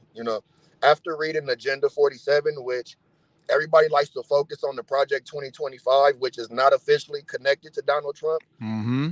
but nobody mentions Agenda 47, which is his official plan, and it's Yeah. as extreme as Project 25. I really feel like there needs to be a pivot in the argument and, okay, stop talking about Project 25. That's not his plan. Yeah. Agenda 47 is. Even from the pro-Trump supporters, what I do notice is the minute I asked him, well, what part of Agenda 47 should I be supporting? Nobody can give me an answer. That means that you weren't even educated on the person that you're publicly supporting or acknowledging as the better choice. A lot of Exactly. Yeah, that's simple and plain. The comments that you made a while back with the whole shooting out in Pennsylvania thing, and nobody is saying that the shooting wasn't real. It definitely was real, but the performative aspects of it, the exaggeration of the events that took place, made it's impossible for me to feel empathy if I don't have belief. You understand? Mm-hmm. I can't empathize or feel bad for something that I don't believe in. And coming from somebody who his entire life has done nothing but lied and overpromised but underdelivered, I don't have any reason or any, like, there isn't, nobody's giving me a reason to respect supporting Trump as a candidate. Now, people will say a lot of things about his last term, which historians have said was the worst presidency ever. I lived through that. I remember not being able to find toilet paper in the store. And so a lot of the narrative that comes out from the right isn't true if you look at the numbers or if you're really being honest about the situation. So I don't feel like Trump is in a position to gain any new voters. That's where his problem is. The people that are going to vote for Trump are going to vote for Trump. Yeah. But Yeah. the people that are becoming more aware of the actual issues and his stance on the platform, even his own party is turning against him now. You have his nephew who's endorsing Kamala Harris. His former vice president is endorsing Kamala Harris. Basically, half of his staff that he had in his last term is all endorsing Harris now. So The I don't. Georgia governor. The Georgia governor. I mean, there's so many Republicans that are just crossing the aisle to publicly endorse Harris at this point, that the argument for standing by Trump's side is becoming weaker and weaker by the day. Yeah, and to your point, right, just to refresh everyone, I had said a few episodes ago, right after the shooting, that he pretty much solidified his win, right? And this was pre-Harris, right? This is when Biden was still the front runner. At that time, I said it ain't nothing Biden can do. It's a done dilly, right? Because 80-20 rule, right? 80% of people won't read the policies like you did, right? So I'm glad you said that. 20% of the people are just gonna go off of image and narratives, right? And my point was that narrative was a strong narrative. I took a bullet for democracy. I took a bullet for freedom. If you don't read the policies to actually make an informed decision, that might be good enough to get your vote. That was the point, right? Now that was post Harris. Now, when Harris stepped up, I was like, okay, wait a minute. Hold on now. Hold on. Hold up. Wait a minute. They don't put Harris in it. And when I heard her speak, I was like, wait a minute. She just might be a formidable foe. Yeah. No one saw her coming. She was a wild card that nobody was prepared for, not even me. Yeah, no. And perfectly honest, 3 weeks ago, I had a negative opinion about her based on, like everybody. So did I. And it was all based on stuff that I have researched and discovered. I think Corey got to go. I know you got to go. Oh yeah. He said, "Hey." So I feel like if I have a question, and I was hoping Corey would stay on. Man, he had to go. I've been quiet for too long, but you know what? I'll still very get quiet. with him. I have been very quiet because I am a very, very avid Donald Trump supporter, but I'm not following the man blindly. I come from a Bible-based family, from a conservative family. I have a certain amount of beliefs, and serving my country for 17 and a half years, I would in fact die for the freedoms that we all have here, and that's not something that I take lightly. And you're welcome, Fetty. And I have a question. So, do you really think it's fair that just because Biden stepped down, that Kamala should easily get that Democratic nomination. nomination. Like, Yes. why weren't there other people on the platform that said, "Hey, I understand that she's been the VP for the last 3 years, but let's look look back and see what were her accomplishments, and see exactly, what she can do for your Democratic constituents." Okay. And trying to play the race card, that's not gonna really get you anywhere. And having her have rallies, or campaign rallies where she's got people up there shaking their ass on stage, that's got shit to do with how is your possibly being the next president going to help me and help benefit my family. Because that BS on stage, that's not going to help me, and that's definitely not going to get my vote. If anything, I'm gonna be way on the other side of the platform at this point, because that's not going to appeal to me. Maybe Okay. cute to them, but as a mom of 6 kids who runs 2 businesses, I mean, have 19 jobs, that's not going to help me. we didn't hear any of these complaints. First of all, I just want to address we didn't hear any of these complaints when Trump brought out Kid Rock or Hulk Hogan or Amber Rose or any of the other celebrities whose opinions don't matter to the common person when it came to any of his rallies. And that wasn't even a rally. That was the Republican National. I was about to say, yeah, that wasn't that wasn't for Donald Trump. That was for Republicans in general. It was the National Convention where they basically sealed his nominee, and it was for Donald Trump specifically. He was the main and the only guest. Everybody that was there was for Trump. And it's not nothing new. He's been doing it, bringing out basically D and C level entertainers that he thinks speaks to a specific audience or whatever the case may be. As opposed to Kamala's rally, which really was more of a celebration within our community and our culture. And the media coverage might not have focused on her actual speak or whatever, but her speech is out there. She did speak to her issues, to her base. And Who's her base?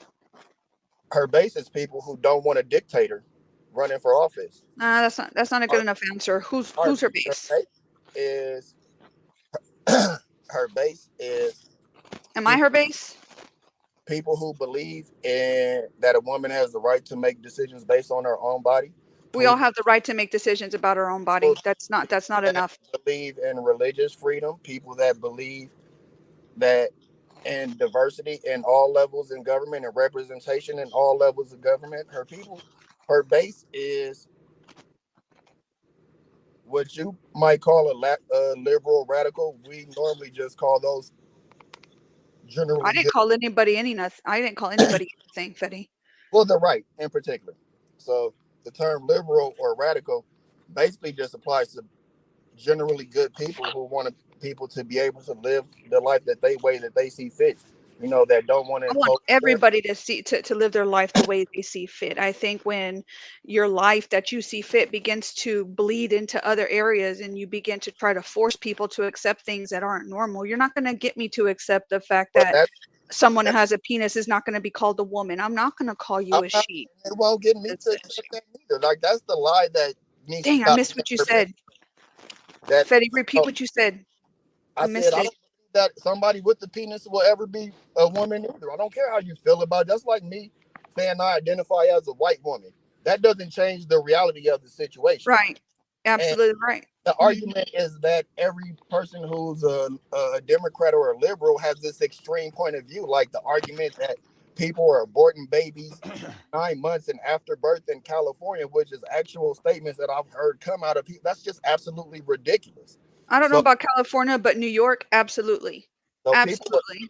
Aborting babies in New York after birth or in that that's no longer abortion. That is allowing an infant to die in a room by itself in the dark. Don't even give me. That's straight murder.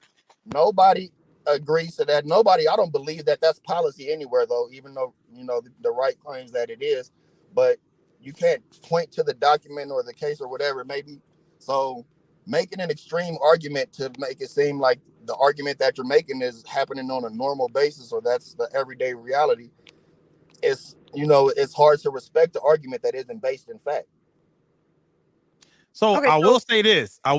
Just listening to y'all have this chat, right? I picked up on what's kind of like a double standard, which I've been seeing a little bit of it from both sides, right? Because the issue came up originally was entertainers Did we freeze up? I think we did. I think we coming back. We can still hear you though, Fetty. I didn't freeze up. I did. Hold on, I'm back now. We can still hear you, but because I do want to address that. The question was having entertainers right at Harris's rally, but good point. We had Kid Rock and Hulk Hogan, who's known to be on them roids. What? Now I'm a Hogan fan since I was a kid, but he's on. There's a tape of him being racist and admitting that he's racist or a little bit against poor. Unless you're rich, then he's racist against you. But you know, that's a whole nother discussion to have. Why do you feel comfortable marching an admitted racist on your stage at your national convention? But that's an easy question to answer because we talked about it too, about the Proud Boys. I'm not going to denounce the Proud Boys because those are votes. You know what I'm saying? Like, it's business at the end of the day. The guy is a businessman, right? So, and that goes to a point we made on the last episode, Bobby. Everybody's shady. We you know what I mean? So we've accepted the fact that everybody has some level of shadiness. Now, you asked the question. Dip your toe in the political pool. You shady. So, but the question you had was who was Kamala's base? I think it's we're figuring that out, and I think we're seeing that base develop in real time. I think, and it's growing, and it's growing exponentially. It's growing, right? And I think what she has to her what were the biggest things that you said? She had a speech that I did not see because of all the dumbassness that was happening up on stage. I wanted to hear what she had to say, but I was like, all right, we're done. But to be fair, if we're going to say dumbassness that's happened on stage with her thing, we got to say dumbassness that happened at the Republican convention too, because they had entertainers there too. It goes both ways, right? Let's be even. Yeah, I'm telling you, it goes both ways. It goes both ways. To do with what's happening in the country. So do they need to be on stage? Probably not. Most likely, because what matters at the end of the day are policies, right? And Fetty made a good point with that. So again, I remind you, most people won't read the policies, right? So now it comes down to narratives. Who now has the stronger narrative to connect to people, right? When I look at her, right, and I'm seeing it is how many different communities can she connect with? She could connect to different religious groups because she's not just sticking purely Christian. She can appeal to the Muslims, the Hindus, the name a religion, right? I think she could connect with them probably better than the Trump crowd, right? She actually talks about some policies and issues that are bothering people, the right for women to choose what she wants to do to her body, right? I think she does a really good job, and maybe because she is a woman and women are natural nurturers of villages, right? So where I think she can hit different pain points emotionally that can actually connect across several different communities. What I'm seeing with Trump, right, to Fetty's point, Trump supporters going to go with Trump regardless, right? How effectively is he doing? How effectively is he as far as persuading new voters, right? Maybe voters that would never have voted. Who's doing a better job connecting with those people? Because I'm one of them. And right now, what I'm seeing with Trump, honestly, is very rarely do I actually see him talk about policies. I see a lot of personal attacks. Hey, well, she was Indian and then now she's all of a sudden black. What does that have to do with running a country? It's a personal attack, it's an insult, or it's him self-grandizing and telling everybody how great he is and how much the people around him loved what he did and how everything he did was the best ever. Honestly, I wouldn't trust anybody that just talks about everything they do being perfect and the fact in the manner that he does. Make me a believer. It's hard for me to believe in you in your Agenda 47 if you're calling it, all you're doing is personally attacking someone. The Fetty point that does remind me of my mom. She reminds me of my mom. So I'm like, this is an emotional game, right? If you're gonna try to sway like what he did at the Black Journalism Conference, right? Handled horribly. I don't think he did a good enough job attracting new voters at that event. He just didn't. I think the goal, if you're gonna go somewhere, he knew it was gonna be a hostile environment, right? So the lady that came right out the gate swinging at him, and he even said like, you didn't say. She did a horrible job. I feel like no greeting to your guest, regardless of what side of the platform you sit on. You say, hey, I understand you could have said no to this interview, but you didn't. Thank you for coming out and seeing us. I have a few questions for you. Can we get started? You know what I mean? Like, no, definitely. I agree. I agree. know. The journalist handled that horribly, and it was a win for Trump because he wasn't put in a position where he had to basically answer anything or provide us with anything that he hasn't given us already before. You didn't learn anything new about Trump from that interview. It was a missed opportunity. Yeah. Every journalist on that stage failed the community and America as a whole, because the one thing that, you know, like I said, with the Project 2025 thing, there's always going to be the denial. He already said he had nothing to do with that, and I know you weren't here for one of the others. Always going to be a denial, especially from his supporters. Even though his VP pick is associated with them, he's writing a foreword for his book. We all know what's going on, no matter how much you guys try to deny it. You know what? Let me tell you something about his VP pick. This as extreme, and that's his official platform. That's his official. His VP pick. All of us were like, "Who's this?" JD Vance, and that's the other thing. No, I'm serious. My husband's JD Vance qualified? Like Kamala Harris is. What makes JD Vance qualified? Good question. Good question. But there's so many questions about Kamala. Same exact. So the same exact. Oh, you know what, Fetty? That's actually one of the very first things that I asked you was, do you think that she should have immediately got the pick for a Democratic nomination, or should you have been given other options for the Democratic nominee? I feel like with the way the ticket was set up, how she was already on the ticket, the primary candidate on there obviously is an older gentleman, and his health began to decline quickly. So the party did what was best for the party. That's really not Republican concern. The only reason you guys are concerned about who we have on the ticket is because you're worried about her ability to beat Trump, in my opinion. No, I'm not even the least bit concerned about Harris, to quite honestly. I mean, not even a little bit. No. Then it wouldn't matter. Just like when Trump said he'd debate her anywhere, anytime, and then pulled out the September 10th, or when is it, September 10th debate? And then I forget the exact date, but he definitely pulled out of the ABC one. Yeah, he pulled out of the ABC one and only agreed to do Fox's. Okay, then when you have an $873 million lawsuit against you for lying, you automatically by default give up the right to host. See, I'm not even trying to listen to none of that, because that goes back into their personal attacks on Trump. They're trying to bankrupt him. They're trying to silence him. They're trying to shut him up. They're trying to kill him, which we've already seen. That's not fake. That's not fake news. They're trying to shut him up. Who's they? Well, yeah, that's what I'm saying. Do you hear? Who's that? No, serious question. I'm not being facetious. Question. I think there's a whole setup right now between the CIA, the FBI, and definitely the Secret Service. When other people who were in Pennsylvania said, no, we kept telling law enforcement, there's somebody up here and something's wrong. Why aren't y'all doing nothing about it? Oh, just be quiet. Go over there. Don't worry about none of this. I'm like, wait a second. Why are you trying to, first we tell people if you see something, say something, but now all of a sudden you need to shut up because you're interfering with what we're trying to do. Okay.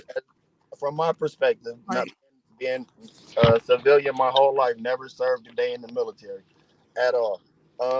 I was aware of the videos and people trying to point the shooter out before the thing ever happened to begin with. Law enforcement, Secret Service, whatever. That's why, to me, it feels like a black flag operation, an inside job. But at the same time, if the intent was to eliminate the target, I'm assuming that you two have all fired assault rifles and semi-automatic weapons before, and I don't feel like you get off that many shots and don't hit your target in an authentic, you know what I'm saying, situation like that. And for people that have been around live gunfire before, especially if you've been hit by a bullet or whatever the case may be, the reaction didn't seem authentic. As far as I'm in a life or death situation at this point in time. When I get up, my concern isn't to get my shoe or pose for a picture and take advantage of a photo op. Especially in that type of situation, just because one shooter is down, how do we know that's all the shooters? Good point. Yeah, you know, that's a good point. They did. I say they. When I say they, I'm talking about like social media. Social media is trying to run with all sorts of stories, and how are you able to discern between what's real and what's not? And that's why I always stand on the fact that you should read the policies. I'm not going to believe what my eyes are telling me because somebody says this isn't what happened. Now, got multiple quote unquote official explanations about what actually happened, the damage from his ear. What was it? A fragment, glass, a bullet, this, that. No, the FBI came out with a statement saying it was not shrapnel. It was in fact a grazed bullet. Okay. And Some then people were trying to say, oh, it was what, like the glass like monitors. look, Yeah. yeah, Yeah, that's what they said no, that wasn't nothing. but then you have to look at the images of his ear after the case and what his doctor said, how he was missing a piece of the top of his ear, but then you also didn't need a single stitch. And then like it just, you're basically telling me that if I don't believe what my eyes and common sense are telling me, and you're trying to paint the image that he's some Superman with regenerative powers, and it's really insulting to the American public because you're telling us that our eyes and what we use to navigate through the world honestly don't mean anything, because Mango Mussolini says this is what happened. This is the version of events. And so if you don't fall in line with my version of events, then you're a radical, whatever, an extreme. And that's just, it's insulting to people's intelligence. And it's telling of like the people that were at the convention with the maxi pads strapped on the side of their face in some weird act of solidarity. Like, and I have no idea what you're talking about, man. Yeah, those pictures. Yeah, they with the Republicans from the National Convention that listen. Let's go back to digital malice, right? People can put up all sorts of crap, and for the longest time, when you talk about our eyes, right, being able to determine and see what kind of common sense looks like, people were trying to keep Biden up there for the last couple of years as if he was actually running this country, making people think, oh, he ain't mumbling, he knows exactly where he's at. Like, do you really think we're that stupid? Yeah, that was crazy. Do you So I really? think I think a better question, the because door swings both ways, Fetty. It really does. What it you're saying does. is kind It of does. It subjective. does. But No, we're here now, right? Yeah, I think the best question for us to ask, right, is we know Republicans, they gonna vote Republican. Them Democrats, they gonna vote Democrat. Who out of the two can get the independence? Who can do a better job to get the independence that I feel don't? like independence, obviously their moral base and compass is going to side on the side of the blue, just because most independents aren't for restricting people's rights. Most independents want to be able to live free, and that's I what disagree. I highly Well, disagree. I am an independent. I'm registered with no party affiliation. Yeah, I have no party affiliation. I think, well, you do have a party affiliation. We know what it is. No, I have an think opinion that with the party, but I don't have an official party affiliation. I don't identify as a Democrat. I identify as a generally good person who wants people to be able to live life the way that they see fit, not be told by the government who you can love or what love should look like, and a whole bunch of other things. That's what I don't believe in. I don't believe. So can you speak more to that and tell me exactly what you mean? What's that? Exactly what you just said. Who feel can't love whoever they want to love? I feel like if the man wants to love a man, that's on him. If I don't, even if it is my religious belief that that's not a valid marriage, it's not my responsibility, nor is it the government's responsibility to tell me that I can't do that. That's not what religion in my eyes is about. So believe what you want to believe, but you aren't supposed to have dominion over anybody else's life, especially based on your religion. It's founded on freedom of religion. It was founded by people that were escaping or fleeing religious persecution. And now basically you're trying to justify doing the same thing because there's a lot of people that feel just as strongly about your religion as about yours. And so did you catch the episode from last week? No, I can't. Okay, because I'm not going to beat a dead horse. I'm just going to encourage you to go and listen to the episode from last week, because I touched on this and I've said the same thing to you. To a certain extent, you and I can agree on something. The government has way too much control and hold over what it is that we do daily. Do I think that they need to be telling people who they can and can't marry? No. But I do think they should be able to control putting that type of content into classrooms where we need to be teaching our kids education and how to take care of themselves once they get out of high school, but versus pushing certain agendas that have got nothing to do with education. Nothing. So anyways, I'm gonna. No, I mean, I don't feel like that should be pushed on anybody in school anyways. And as somebody who has school age children that have never came and brought any type of material that was pushing an agenda on them, I don't feel like, like I said, that's not the actual reality of the narrative that's being created. Now, I will say that teaching your kids in school how to be accepting and respectful of other people, regardless of how they choose to live their life, I don't see a problem with that. Because Nor if do I. a lot of our kids were more open-minded and more compassionate to their fellow peers or to another human being, we wouldn't have the problems that we have now. But saying that, okay, making my kids aware of that there are people in this world that don't look, act, think, or believe what I do is pushing agenda on them is just No, I whole think you're. false. I think you're misconstruing my words, or either you're trying to maneuver them or manipulate them in a way that I said something that I absolutely did not. We should, in fact, be respectful to people who disagree with us in any type of aspect. It's okay. We are going to be with people, especially in the workforce. We're not going to agree with everybody and what they do with their lives. But again, I'm telling you to just think about this when it's forced or being accepted. When I know my daughter, she's a sophomore, and she was telling me too last year, like she had a classroom that she was uncomfortable in because there was pride crap everywhere, and she was like, well, I was just trying to focus on the criteria of what we need to get done for school, and there's all this stuff in there, like it's just unnecessary. Was the You said what, prayer crap? I'm sorry. pride. Okay. Pride. I mean, what's the context of? Was it just like stuff promoting Pride Month, or what was the? I don't get that, but what's so? I'm saying, like, if we can't have teachers come in and be like, oh, hey, this is what I believe, because it doesn't matter at the end of the day. You're teaching out of a textbook. This is what you're teaching. Can you write a check? Well, no, you can't take care of yourself after you get out of high school because you're focusing on things that aren't going to make our students successful. So I'll offer you this, and this is just my own experience, right? I grew up in the gang bang capital of the world, right? There was a lot of gang banging and stuff going on in the class. Now, me personally, had the choice to where I could focus on that, or I could just focus on what the teacher is teaching me. And this is just my own personal opinion, right? I chose to just focus on what the teacher was teaching me. I didn't focus on the extracurricular stuff going on.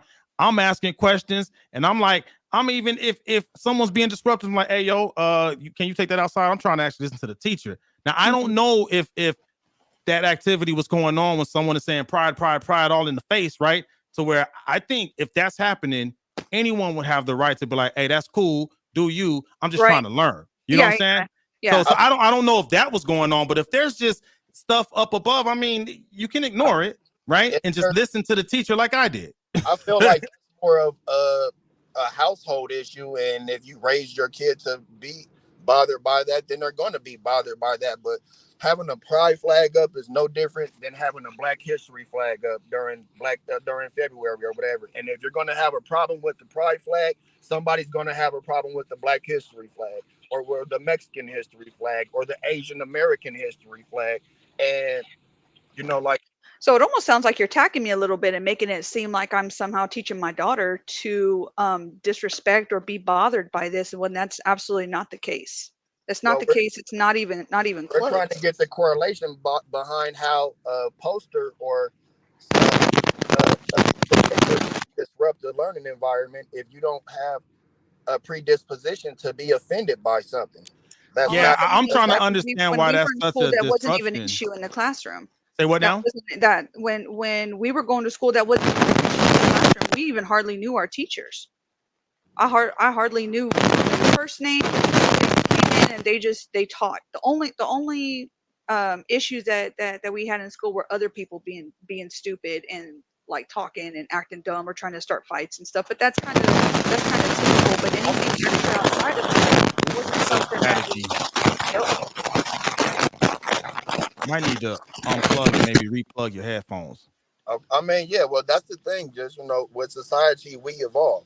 So things that weren't in school when it's not like homosexuality is something new. There was homosexual kids that I remember going to school with, and I'm sure that it would have been a little bit easier for them to go up and come up in the world if maybe, a wider or less narrow world view just would be not ignored or made to be something to be ashamed of. Like, live their life, like I said. So I don't feel like in acknowledging of a certain segment of a population is propagandizing or trying to force an agenda on anybody's children. Like, we watch TV shows, Geronimo, I'm sure you can attest to this, such as A Living Color and Martin, where we watch black today. Back then, it wasn't the argument that agenda was being pushed on us. Wasn't Nah, it was just comedy. It was comedy. Yeah. We don't feel like our community was negative. You know what I'm saying? Like, I was exposed to it and laughed every week. It didn't have more of an affinity towards something that I didn't actually have an affinity towards already. So I don't just buy into the idea of, and I give my kids a little bit more credit than that. Yeah. I still don't understand why having just marketing material for Pride Month. I don't understand why that's such a disruption. Unless the Pride agenda is being spoken to or talked about versus an actual like lesson. Like, if I'm in English class, but you're not teaching English, you're teaching me about Pride. Now that's a problem. Now, if I'm in history and you're teaching me the history of Pride, I don't see the problem with that. It is history, right? That's my question to you. Is that what was happening? Was the teacher not teaching? What subject was it? I don't know. I'd have to get more information. I didn't even talk to her other than her telling me about it. Do your best. She does. She's like a daydreamer. Everything distracts her. No, I'm serious. Like, everything distracts her, and so, you know, before somebody tries to point out my failures as a parent, that ain't even the case. Sometimes kids just get distracted. Like, somebody moved the pencil and she's concentrating. Do your best. Yeah, I mean, because I just didn't understand how that is if it's Pride Month and there's Pride, you know, stuff all over for Pride Month. That's no different than being Women's History Month and there's stuff, you know, to remind you, hey, Women's History Month, you know, the contributions of, you know, our women citizens. No difference than, hey, let's respect the contributions of our LGBTQ plus communities, right? I typically, that's what I see when I see it, right? And I don't understand how that's a disruption in the classroom. But I will say that is a narrative that has been pushed by a lot of Republicans. There is a correlation there, and I'm like, why is that such a big deal? Because I don't know of any classrooms that are actually just saying, you got to have this, you got to have this. I think it might be there available for whoever connects to it. Who has put up social media posts that I've shared where these teachers are very adamant and they tell you, oh, when your kids come in my classroom, they are going to learn this and they are going to learn this. And I might or might not teach them about like true English, but they're going to know about pronouns. And I'm like, and then that's the problem. If that's true, that is a problem. That's just doing what you did, then they need to be removed from their position. Exactly. That's not right. Which, if you follow the post, they ended up finding out that teacher was removed. I said, good, because you're dumb for coming on social media and saying something like that and admitting to exactly what we're talking about. So it's being resolved. To begin with. No, that's one instant. There was another instant where there was I say a kid because they were in high school. This young man identified as a woman was using female restrooms. He ended up raping a girl. And what the school district did was rather than, and when her dad was the whistleblower for this issue too. And when they ended up rather than reprimanding him, they ended up just moving him to another school. And when he moved there, he did it to another female. And that's where I'm like, okay, let's not blur these lines. Let's not put women in jeopardy, because that's another door that swings both ways. We talk about reproductive rights and the women having the right to kill children, but we're not talking about, shouldn't my girls have the right to go to the restroom safely in public without fear of a man in a dress being in there? Well, the good thing is we have more episodes to come. We are coming up on time, but I want to go back to the original question because I don't think anyone actually answered it. Out of the two candidates, who has the better chance of actually getting the votes of the independents? I don't think anyone actually answered that. And I think Let's close off of that. Not just policies, because remember, only 20% of people reading that. 80% of the people not gonna read the policies. Just whatever criteria. Who do you think has the better chance of actually getting the undecided, like me, out of the Trump and Harris? That's the question too. Who has the better chance of actually getting the votes outside of their parties? Go ahead, Bobby. Oh, I'm gonna say it's gonna be Republicans if you read the policies and go see how they can apply to you and help your bank account. But we know they're not gonna do that. That's what I'm saying. Like we but put too much operating on a small amount of information, and that. I told Fetty this before. Sorry, I don't want to cut you off, but I told Fetty this before. 80% of the voters are going to be surface level people, and I told you that, Asante, and you wanted to have more faith in that. That's why it's the ones that the 20% that are informed, it's our responsibility in order to get the truth out there. Like I believe, for the exact same reason that you said, because of the policy, that the average American, if they're aware of the actual policy,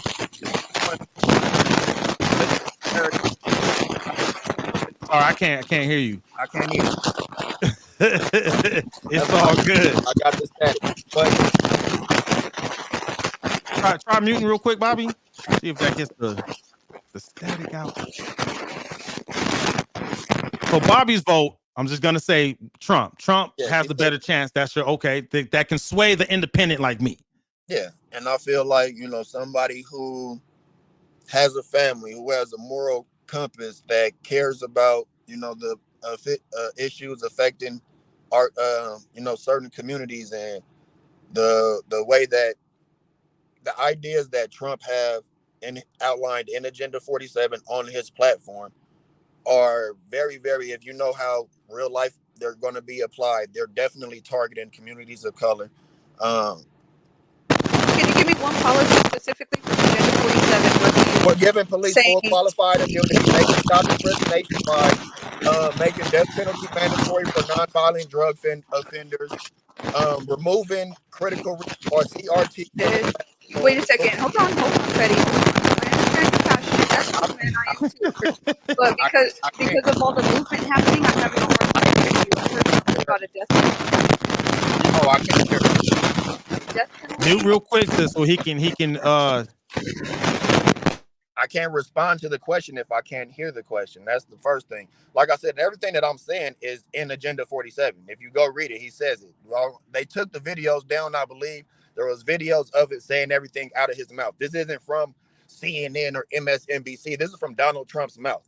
He said he wants to bring back stop and frisk on a national level. He said that he wants to give federally full qualified immunity to police who already overstepped their bounds with the little bit of accountability that they have already. He said that he wants to use the military to get crime down to 0%. And the neighborhoods that those military will be targeted in will not be the suburban neighborhoods. They will be the inner city neighborhoods, or the trashy Democratic cities, that as he so eloquently put it. So when you have targets, when you have policies that are specifically targeting disadvantaged people to begin with, there's no way that you can look at them and say, first of all, they aren't realistic. If you want to sit up and say, I'm going to have crime down to 0%, you're obviously an egomaniac, and you don't understand, and you aren't in the position to be in office if you think that that's something that's an actual reality. So you said that they took down those videos, but I just read Agenda 47 because we just talked about this, and I don't remember seeing those. So I'm trying to figure out. You're saying he said this, but it's not what he's saying. It's what he's running on. That's exactly. You said something about a death penalty, but I didn't understand what you said. All I heard was death penalty, and I'm like, okay, what are you talking about? Because the only death penalty he talked about was for people who were caught human trafficking. No, he wants death penalty for drug kingpins is the term that he uses. But I don't trust Trump or anybody that decision. I don't trust law enforcement to make those designations of who's a kingpin or who isn't in our communities and sentence people to death as a mandatory punishment. I don't believe that using the military to start a war with the Mexican cartels is in the best interest of anybody, America or on that side of the border. So I'm in the military, currently in the Army, and I'm curious because that would obviously affect me. As I read that, I did not see anything about using the military to fight Mexican cartels. So would you be able to point out like which page? Because it's like a 3 or 4 page set in there. Yeah, everything. What I'm going off of is from the video that was taken down. That might be not. Why would you take down your own videos if you aren't trying to hide your message that you're putting in the videos in the middle of a campaign? Well, probably because 90% of it was just insults hurled and directed towards Biden, and that isn't who he's running against anymore. So maybe they reshoot him and put him back up, or maybe they don't. But what you're not reading or whatever, I'm not making up. And, I'm not responsible for Trump pulling the videos down. But that's the actual. So when you have to support Trump, you have to tell me what part of Agenda 47 I'm specifically supposed to be supporting. And the only thing he said in his entire agenda that I can fully agree with is keeping men out of women's sports. But everything else that he says is either definitely. Isn't that kind of hypocritical to your opinion earlier? Isn't that kind of hypocritical? Like you're not supporting the LGBTQ agenda like you talked about? No, I don't know. That's not. No, you're not going to twist my narrative. Well, the T is transgender and LGBTQ. You can have that as your opinion, but like I said, most people on the left or on my side don't feel like that's a word, regardless of whatever it's going to try to say, and that doesn't have a LGBTQ agenda or whatever the case is. Men are men or women are women, and they should definitely stay separate in sports. I agree. A reason why there's a WNBA definitely. and NBA.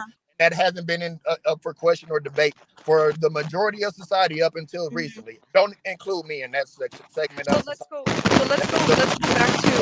Let's do this because we are pretty much up on time. This is good though. I want to keep the conversation going. So what I would like to do, because I'm learning a lot from this, right? And like I've been saying, I need to be a better American because I haven't read none of the policies yet. I need to, right? And I want to base my decision on policy. No one has my loyalty. No one has my vote at this point. I just gotta make the time to read Agenda 47. I haven't seen if Harris has dropped her stuff yet. I'm gonna read both. Let me know if she does. I'm curious too. I want to see what I definitely will. What I would like to do moving forward, though, while we are in election season, is continue going off script, having a discussion, because I'm the one that's in the middle, and I'm like, I don't know. I don't know. I don't know. You know what I mean? Like, so I thank you both for joining. Well, Bobby, you a faithful member anyway, but Betty, thanks again. Hopefully you are open to joining us again. So this is a good conversation because I think our communities need to hear this. So let's keep the discussion open. We can keep it civil and be oh yeah. But this was good. The fact that we're talking and we can be civil without name calling. I would like to. Is already a deal. Hopefully we got better audio next time. We can so we can have a clear discussion. Yeah. We'll get that worked out. We'll get that worked out. You know what happens. I'm not blaming nobody. And I just hope that next time that we don't have this interference and stuff, so that we can actually have, a clear, concise discussion on the issues that matter. But I like it. One thing that I don't watch the news. I'm not a news guy. I don't repeat what talking heads tell me. I'm going to get my information, gather it, and form my own opinion. So wherever it is, if I've got to bring sources and drop links for the next time, we can do that. I say we do that. I say we do that. So real quick, Fetty, thanks for joining us. If you want people getting in contact with you, tell them how to get in contact with you. I mean, hell, just hit me up. I'm on AOB Fetty on Instagram if you want to shoot me a message. We out in Vegas, man, off 1800 South Industrial Road. If you want to come pick up a couple of items. I mean, other than that, items, everybody out there. That's Bobby, it. I appreciate everybody that's here. Bobby, it was nice. Thank you for the discussion. Yes, sir. All love, fam, all the time. Oh yeah, it's all love. Thank you, Cuzzo. Bobby, drop your handles. How can they get in contact with you? Oh, for sure. I'll let them know. Yes, sir, man. Talk to me, man. Hit me up. Oh yeah. How do they get in contact with you, Bobby? Bobby Lopez on Facebook, Bobby.Lopez.5 on IG. And I'm at tech_Von_go on all platforms except for TikTok. I don't do TikTok. But everybody out there, thanks for joining us. Y'all have a good night. Oh, now we're gonna talk about why you don't do TikTok. I don't do TikTok either. Man, y'all think them trying to